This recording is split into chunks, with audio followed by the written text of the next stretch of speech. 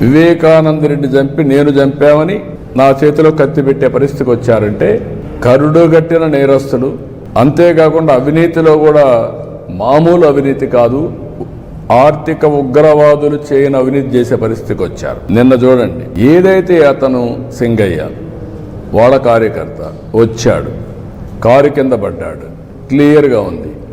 మానవత్వం అంటే ఏం చేసి ఉండాలి? మీరు వాడిని హాస్పిటల్కి తీసుకెళ్ళాలి కదా. తర్వాత ఏం జరిగిందో అది వేరే విషయం.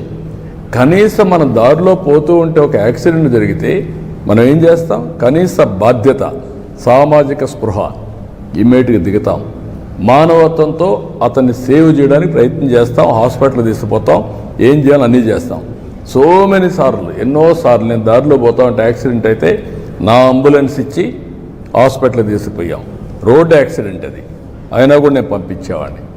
కనీసం నువ్వు నిలబడకుండా, కనీసం దాన్ని నీ మనుషులు అక్కడ ఒక కుక్క పిల్లల మారి తీసి రోడ్డు మీద పక్కన బారేసి, చెట్ల కింద బారేసి మీరు వెళ్ళిపోయారంటే, కంపల్లో బారేసి, మానవత్వం ఉందా మీకు?